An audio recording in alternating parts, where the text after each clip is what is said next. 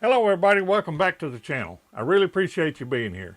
Today's video, we're going to be making sauerkraut. Sauerkraut has been a staple of Appalachian homesteads probably as long as people have homesteaded and gardened and raised food within the Appalachian Mountains. I've got a good crop of cabbage going right now. We'll go out there and harvest some of them, and I'll show you how I ferment cabbage in a crock. It'll take 2 to 3 weeks before it's finally completed. I know last year it was about 3 weeks before it reached the taste that we liked. And then once it does that, I'll be making another video and showing you how I put it into canning jars to make it shelf stable for a long-term storage. Stick around and let's get this video going. All right, everybody, let's get started on this making sauerkraut. Of course, you got to have your cabbage. I've already rinsed these and got them in the sink here. You're going to need a few more items to work with. A large mixing bowl. I use a food processor with a shredding blade. Just makes things a whole lot easier for me. You'll need of course a cutting board and a good knife.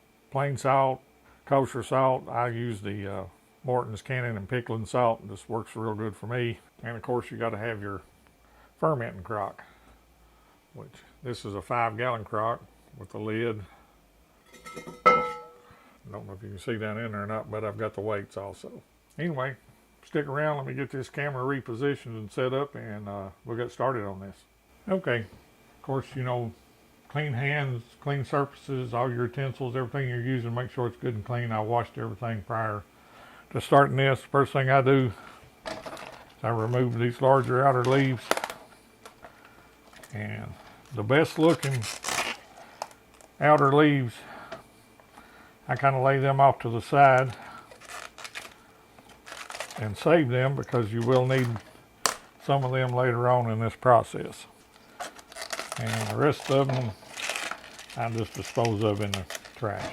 Now there's different ways of doing this. People cut them up different ways. Me, I just cut them into quarters. Start right there at the core, and I just cut straight down.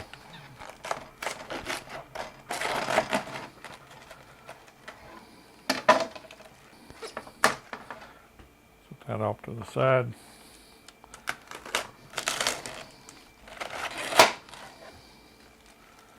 Do that again.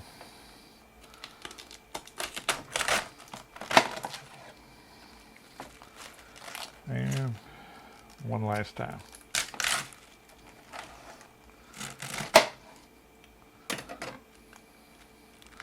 And then that inner core there, I just throw that away. And then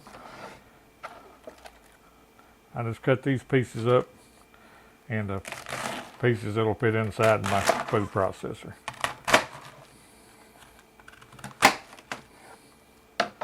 And we'll spin you around and I'll show you what I'm doing over here.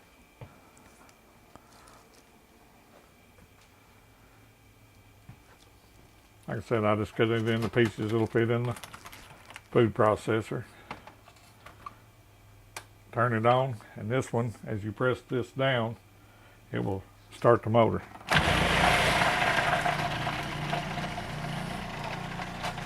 And then I just turn it off, let it stop, pull that back out, and add my next batch.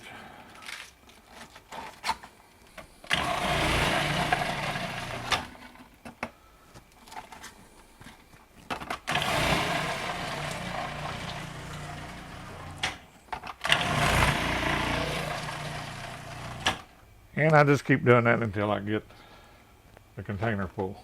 Then I just take my container, dump it into the bowl, and keep doing the process.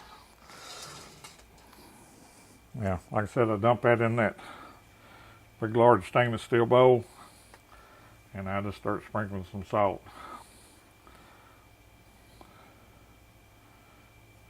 I don't use no real exact measurements because I know they talk about using a teaspoon to so many pounds of cabbage. I just sprinkle a little bit in there. Go ahead and start massaging and working that salt in with that shredded up cabbage. I'll do this one more time so that you can see it again, and then we'll pause the video here and I'll get all this shredded up and start getting it ready to go in the crock. And I'll bring you back when I'm ready to put it in the crock. Now, I know some people shred theirs with a knife. There's different ways of doing it. I remember my grandmother used to put it in one of these large bowls bigger than this one I've got here. And she used a biscuit cutter, and she used to hand a bowl full of cabbage to the kids and say, here, chop that up. And we'd sit there and chop that up until it was the consistency that she wanted. But I just think this food processor makes it so much easier.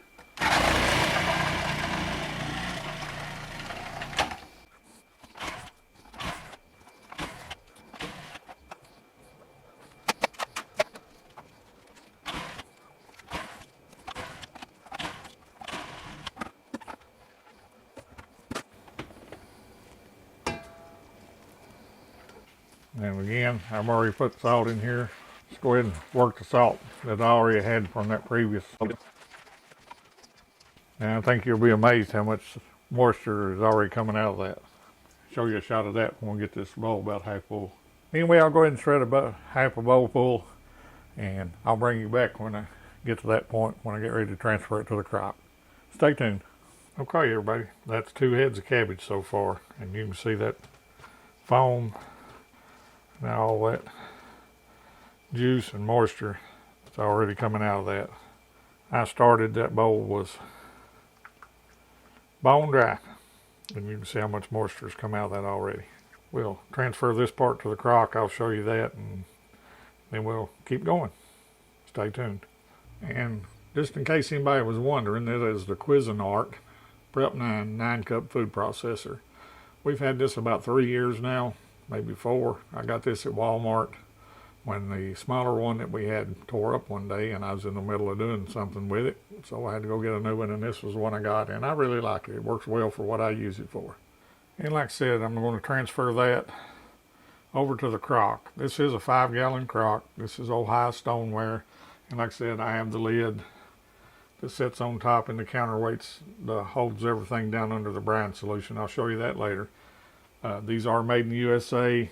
They're fairly expensive now. I've had this one several years. I think they're around $200 now for the complete set on Amazon, but in case anybody was wondering. Okay, like I said, we're going to transfer this over into our crock.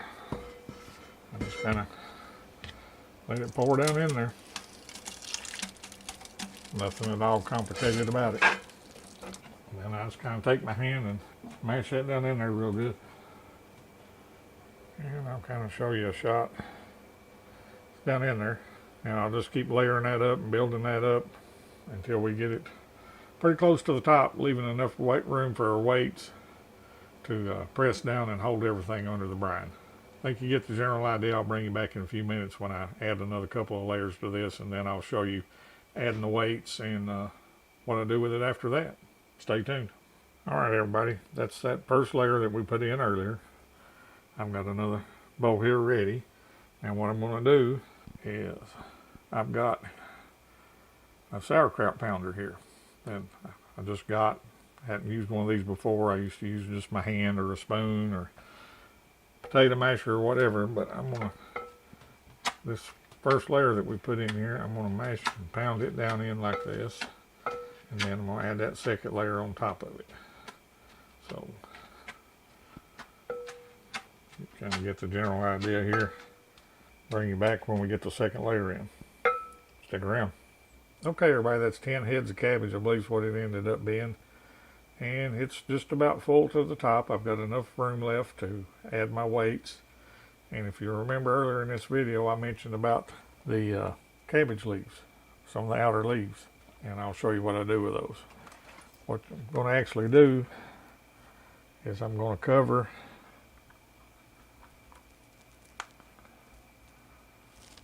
the ground up cabbage with these leaves, these outer leaves.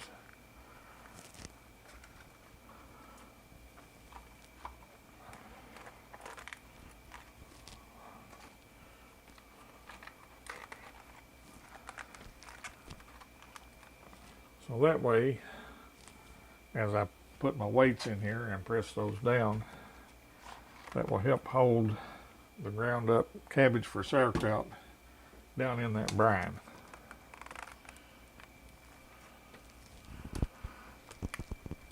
Push down on that.